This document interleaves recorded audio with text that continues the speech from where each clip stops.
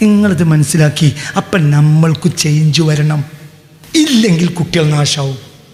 അതെങ്ങനെ? അതിൻ്റെ കാര്യങ്ങൾ നമ്മൾ ആലോചിക്കണം.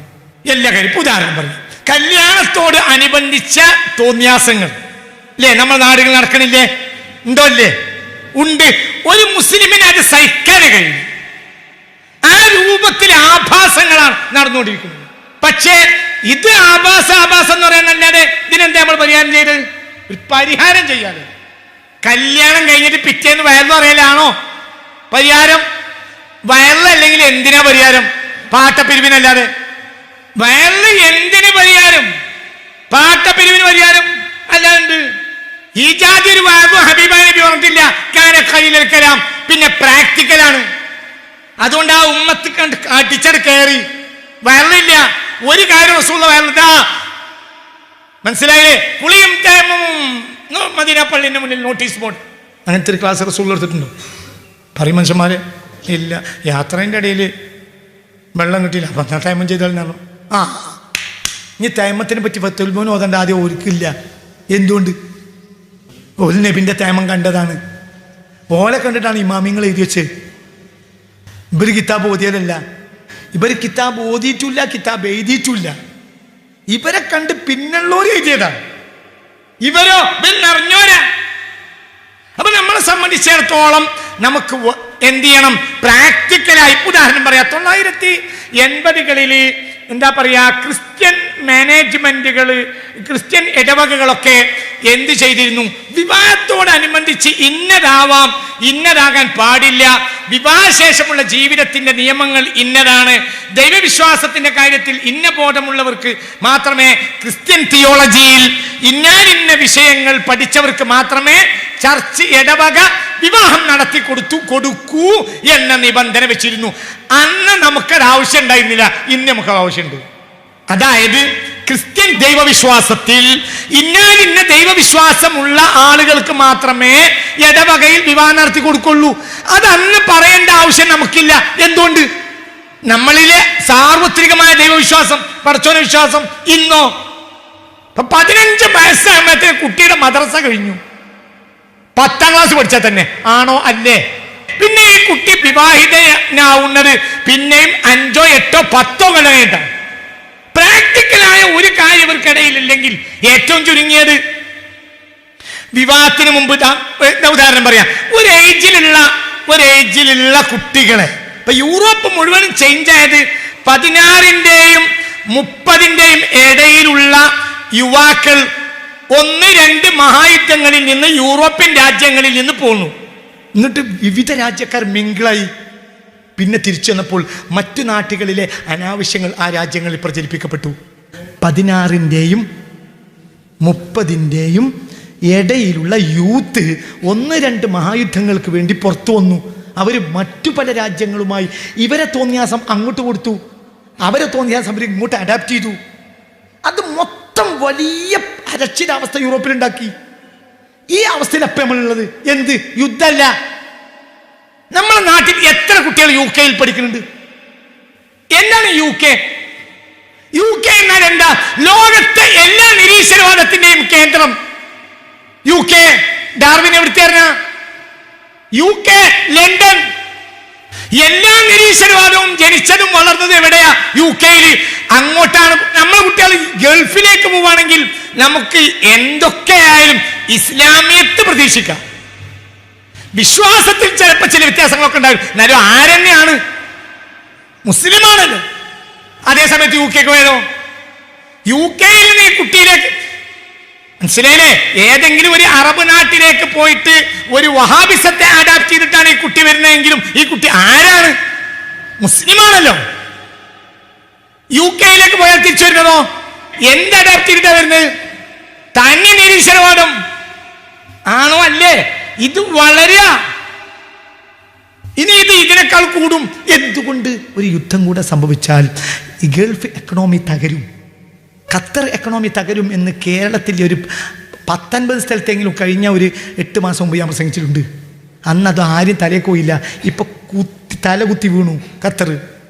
ഒരു രാജ്യത്തെ കുറ്റം പറയൽ എനിക്ക് ലക്ഷ്യമല്ല.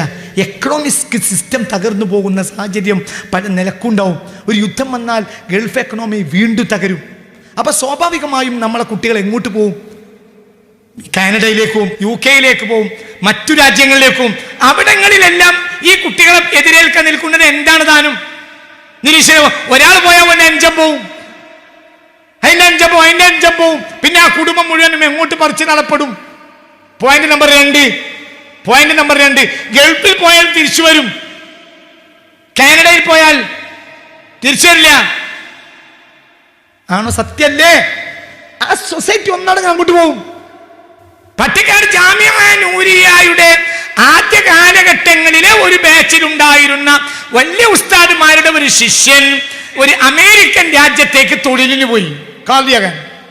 അങ്ങനെ അവിടെ അയാൾ ജീവിച്ചു. അത് നല്ല മനുഷ്യനാണ്, സ്വാലിയാണ്.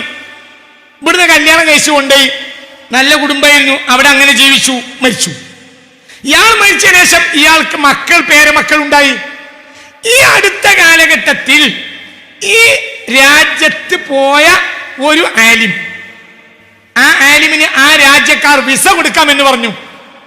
അവിടെ കുറച്ച് മുസ്ലിമീങ്ങളൊക്കെ ഉണ്ട്. അപ്പോൾ ഈ ആലിം അത് നിരാകരിച്ചു. എനിക്ക് വിസ വേണ്ട, ഞാൻ പെണ്ണുങ്ങളെ കൊണ്ടുവരാറുണ്ട്. സ്ഥിരമായി ഇവിടുത്തെ നാഷണാലിറ്റി സിറ്റിസൺ ചെയ്തു കൊടുക്കുക, എല്ലാം ചെയ്തു കൊടുക്കാറുണ്ട്. ഈ ആലിം പറഞ്ഞു ഇയാൾ സ്വാധീനം ആയതുകൊണ്ട്, കാരണം ഇയാൾക്ക് 2-3 ലക്ഷം മാസത്തിൽ വരുമാനം കിട്ടും. എന്നിട്ടും ഇയാൾ എന്ത് പറഞ്ഞു? ഞാൻ വേണ്ട, എനിക്ക് ഇന്ത്യൻ സിറ്റിസൺ മതി, ഇവർക്ക് വേണ്ടാറുണ്ട്. അപ്പൊ ഇയാൾ സംസാരിച്ചപ്പോ ഞാൻ ഇയാളോട് ചോദിച്ചു, അതിന്റെ നിങ്ങൾ അങ്ങനെ പറഞ്ഞു? ഒന്നുമല്ല ഉസ്താദേ, മൈസറയിൽ ഈ കുട്ടികളെ നമ്മൾ തല്ലും. കാരണം ഇന്ന ഒരു ആലിം അവിടെ വന്ന് മരിച്ചിട്ടുണ്ട്, ആ മക്കളെ ഞാൻ കണ്ടതാണ്. അവരിൽ പലർക്കും വൈകുന്നേരമായ 2 പെക്കെങ്കിലും അടിക്കാതെ എണീക്കാൻ കഴിയൂല. ഇവർ ആരെ മക്കളാ? ഒരു ആലിമിന്റെ മക്കളും പേരക്കുട്ടികളുമാണ് എന്റെ സംഭവിച്ചത്. ആ സൊസൈറ്റി അങ്ങനെയാണ്. ആ സൊസൈറ്റിയെ അഡാപ്റ്റ് ചെയ്താൽ സ്വാഭാവികം അങ്ങനെയാവും. ഇതാണ് ഇനി നമ്മളെ നാട്ടുപുറത്ത് വരാൻ പോണത്. മനസ്സിലായോ? അതുകൊണ്ട് നമ്മൾ ഉണരണം. ഉദാഹരണം പറയാം, എന്താ നമുക്ക് നമ്മളെ യൂത്തിനെ 16-ന്റെയും 30-ന്റെയും 35-ന്റെയും അല്ലെങ്കിൽ 30-ന്റെയും ഇടയിലുള്ള യൂത്തിനെ കൊണ്ട് എന്താ നമുക്ക് കൊല്ലത്തിൽ 2 ദിവസം ഇങ്ങനത്തെ ഒരു പ്രോഗ്രാം നടത്തിയാൽ? അതുപോലെ വയനാട്ടിലേക്ക് ഇതിന് പള്ളി കമ്മിറ്റി ചെലവ് ചോദിച്ചു. കാര്യങ്ങൾ ചെറുപ്പക്കാരോട് പറഞ്ഞു, ഒന്ന് സഹകരിക്കണം, ഇതൊരു 10 രൂപ വേണം. ഓരോട് പറഞ്ഞു, കുട്ടികളോട് എന്ത് പറഞ്ഞു, നിങ്ങൾ 10 ദിവസം ചിലവാക്കണ്ട, അവിടെ സ്വിമ്മിങ് പൂളുണ്ട്, എന്താ സ്വിമ്മിങ് പൂളിൽ കുട്ടികൾ കുറച്ച് നേരം കുളിച്ചാൽ എന്താ വരിക? വല്ലതും വരും? ആകാശം പൊളിച്ചിടും. കുട്ടികൾ കുറച്ച് നേരം സ്വിമ്മിങ് പൂളിൽ ചാടിയാൽ വല്ലതും വരുമോ? അപ്പോഴത്തെ നിങ്ങൾ അതിന് ഭയം പറഞ്ഞിട്ട് പണ്ടത്തെ പള്ളി കമ്മിറ്റി ഇതപ്പത്ത് ഇത് ഓരോന്ന് കെല്ലിമിന്ന സബി കതിരി കൂലി ഓരോ കാലത്തിനനുസരിച്ചല്ലേ ആ കാലത്തെ ജനങ്ങളോട് ഇടപെടേണ്ടത്. ഓരോട് എന്ത് പറയാം? നിങ്ങൾ 10 ദിവസം ചിലവാക്കണ്ട, 2 ദിവസം അവിടെ അടിച്ചു പൊളിച്ച് കഴിയുക. അതിൽ ഇന്ന ഉസ്താദ്മാരെ ക്ലാസ് ഉണ്ട്, ആ ക്ലാസ്സിൽ നിന്ന് അറ്റൻഡ് ചെയ്യണം. പിന്നെ ഒരു ദിവസത്തെ എന്തൊക്കെ സുന്നത്തായി ഞങ്ങൾ പഠിപ്പിച്ചു തരും. ദുആ നിസ്കരിക്കണം, രാവിലത്തെ ദിക്റ്, വൈകുന്നേരത്തെ ദിക്റ്, ആ അദ്കാറുകളൊക്കെ ഉസ്താദ് കൃത്യമാക്കി തരും. അതിന് 2-3 ആലിമ്യങ്ങളെ ഏർപ്പെടുത്തി ഞമ്മക്കൈമ 5 ലക്ഷം റുപ്യ ഒരു കൊല്ലത്തെ ചിലവ് വന്നാൽ നഷ്ടമുണ്ടോ? അല്ലേ? ഇല്ല. എന്താ ചെയ്താൽ? അത് പെൺകുട്ടികൾക്ക് വേറെ ചെയ്യുക, 2നും ഒന്നിച്ചു കൊണ്ടുപോണ്ട. നല്ല എക്സ്പെർട്ടായ നല്ല ദീനുള്ള ടീച്ചർമാർ ഇന്ന് നമ്മളെ നാട്ടിലുണ്ട്. ആ ടീച്ചർമാരെ 4 ആളെ ഏൽപ്പിച്ചു, നേരത്തെ ബുക്ക് ചെയ്തു. അടുത്ത ഏപ്രിൽ മാസത്തിൽ നിങ്ങൾ 4 ദിവസം ഞങ്ങളെ കൂടെ വരണം. നിങ്ങളെ ഭർത്താവിന് നിങ്ങൾക്ക് അവിടെ റൂം തരും, ഭർത്താവിൻ്റെ കൂടെ വന്നാൽ മതി. നിങ്ങൾ കുട്ടികൾക്ക് കാര്യം പഠിപ്പിച്ചു കൊടുക്കണം. അതിൻ്റെ ഇടയിൽ ഒരു നീന്തിക്കോട്ടെ, കളിച്ചോട്ടെ, അവർ ആ സാഹചര്യം അനുസരിച്ച് ഭക്ഷണം കഴിച്ചോട്ടെ. ഉത്തരവാദിത്തമുള്ള 4 ടീച്ചർമാർ, ദീനുള്ള ടീച്ചർമാർ ഇന്ന് നമ്മളെ കൂട്ടത്തിലില്ലേ? എത്രയോ ഇല്ലേ? അതിൻ്റെ പേരിൽ അവർക്കൊരു കൂട്ടായ്മ ഉണ്ടാക്കി. നല്ല ബോധമുള്ള പെൺകുട്ടികളെ കൊണ്ട് ഒരു വാട്സപ്പ് കൂട്ടായ്മ ഉണ്ടാക്കിയാൽ ഇവർക്ക് വില നിയന്ത്രിക്കാനും മാസത്തിലോ കൊല്ലത്തിലോ എന്തെങ്കിലും നമ്മളൊരു പൈസ ഈ 4 ടീച്ചർമാർ കൊടുത്താൽ ഇവർ വരുന്ന സംശയങ്ങൾക്ക് ഇവർ മറുപടി പറയും. നമ്മൾ 1000 വയൽ പറഞ്ഞേക്കാൾ നല്ലത് ഇതാണോ? അല്ലേ? നിങ്ങൾ പറയും. ഇന്ന് വയലുണ്ട്, അവിടെ യൂത്തില്ല, ഉണ്ടോ? അല്ലേ? ഈ എക്സ്പയർ ഡേറ്റ് കഴിഞ്ഞ 4 വയസ്സന്മാരുണ്ടാവും. ഇതിൻ്റെ പൊലിമോല് പറയും, ഇതോര് പറയും. ഇതിൽ പങ്കെടുക്കാത്തവരോട് ഓര് പറയും എന്ത്? ഈ ജൈനവൻ എന്തെങ്കിലും അള്ളാൻ്റെ റസൂലിൻ്റെ കാര്യത്തിൽ ഒരു ഡൗട്ട് പറയുമ്പോഴത്തിന് ഇവർ മറുപടി അറിയും. അതിനെ മയലിൽ നടത്തുന്ന പരിപാടി ഉണ്ട്, അതിനൊക്കെ ഇടക്കിടക്കൊന്ന് വരണം, അപ്പോഴേ അതൊക്കെ മനസ്സിലാവുള്ളൂ. എന്നിട്ട് പിന്നെ അതിന് മറുപടി ഇക്കുട്ടികൾ പറഞ്ഞോളൂ. നമ്മളെക്കാൾ ഇവർക്ക് പറയാൻ കഴിയും. ഒന്ന് ഇവർക്ക് ഇംഗ്ലീഷ് അറിയും. ഈ നല്ല ബോധമുള്ള ഈ ടീച്ചർമാരെ വെച്ച് അവർക്ക് ലോകത്ത് ഇസ്ലാമിന് വേണ്ടി ഇറങ്ങിയ നിരവധി പുസ്തകങ്ങൾ ഇവർക്ക് പരിചയപ്പെടുത്താൻ കഴിയും. ഇവർ നല്ല വായനപ്രിയരുണ്ട്, അവരെ കൊണ്ട് ആ മഹല്ലന നന്നാവും. ഇത് ചെയ്തുകൂടെ? ഇത്തരം കാര്യങ്ങൾ നടപ്പിലാക്കുക. അത് ഇന്നത് എന്നല്ല. മൻ ആമന ബില്ലാഹ്, അള്ളാഹനെ വിശ്വസിച്ചവൻ അള്ളാഹുവിലൂടെ ചിന്തിക്കും, ശൈത്താനെ വിശ്വസിച്ചവൻ ശൈത്താനിലൂടെ ചിന്തിക്കും. നമ്മൾ അള്ളാഹനെ വിശ്വസിച്ചാണെങ്കിൽ അള്ളാഹ്ക്ക് വേണ്ടി ചിന്തിക്കും. എല്ലാം ഒരുപോലെ അല്ലല്ലോ. കളിയും തമാശയൊക്കെ വേണ്ടേ? ചിലപ്പോൾ വേണ്ടെന്നുള്ള കാര്യത്തിലുണ്ടാവും. ആയിഷ ബീവി ഭക്ഷണം കഴിക്കാണ് നബിയും. അപ്പോൾ ഹഫ്സ ബീവി വന്നു. അപ്പോൾ റസൂൽ പറഞ്ഞു ഹഫ്സാനെ ഇരുത്തി, ഹഫ്സ കുറച്ച് ഭക്ഷണം കഴിച്ചോ? വേണ്ടായിരുന്നു. നബി ആയിഷ ബീവി ഭക്ഷണം കഴിക്കുക. ആര് വന്നു? ഹഫ്സ ബീവി വന്നു. ഭക്ഷണം കുറച്ച് കഴിച്ചോ? ഭക്ഷണം വേണ്ട. ഹഫ്സ കുറച്ച് ഭക്ഷണം കഴിച്ചോ? മൂന്നാമട്ടും പറഞ്ഞു. അപ്പം ഹഫ്സ ബീവിക്ക് ഭക്ഷണം വേണ്ട. അപ്പം റസൂൽ കുറച്ച് ഭക്ഷണം എടുത്തു. എന്നിട്ട് ചെറിയ ദേശം ഭക്ഷണം വേണ്ടാന്ന്. ഇതിപ്പോൾ നമ്മളെ നാട്ടിൽ ഒരു മാള് ചെയ്താൽ നമ്മളപ്പം പേർ വെക്കും. എന്ത്? ഭക്ഷണം കൂടെ കളിക്കാൻ പാടില്ല. ഇത് ഇങ്ങനത്തെ സംഭവം ഉണ്ടായിട്ടുണ്ട്. ഇതെന്താണ്? ഇതൊരു തമാശയാണ്. ഈ തമാശ കൊണ്ട് അവരെ മനസ്സിന് സന്തോഷം ഉണ്ടാവും. ഭക്ഷണം കഴിച്ചുകൊണ്ടിരിക്കുന്നതിനിടയിൽ ആയിഷാ ബീവി റസൂലുള്ളാഹി ഭക്ഷണം കഴിക്കുമ്പോൾ ഹഫ്സാ ബീവി കയറി വന്നു.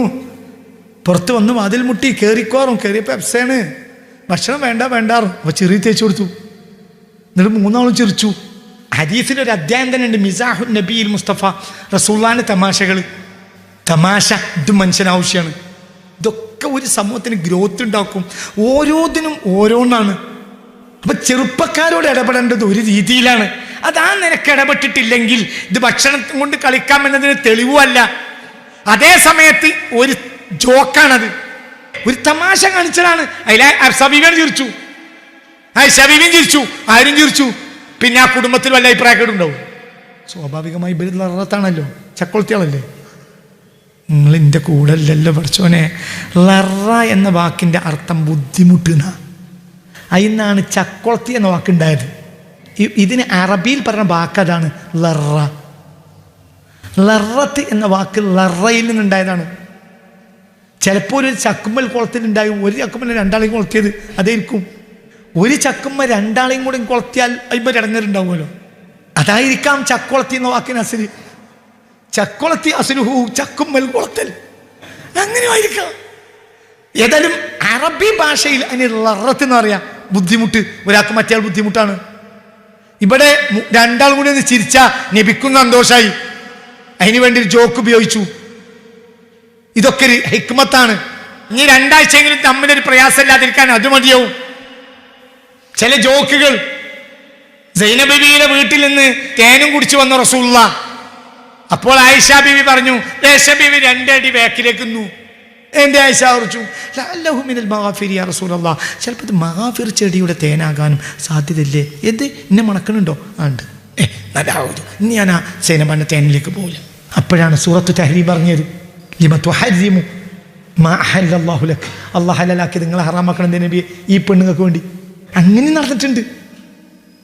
അപ്പം മനുഷ്യർക്കിടയിൽ വ്യത്യസ്തമായ അഭിരുചികൾ ഉണ്ടാവും. എല്ലാവരും അഭിരുചി ഒന്നല്ല, അതിനനുസരിച്ച് ഇടപെടണം.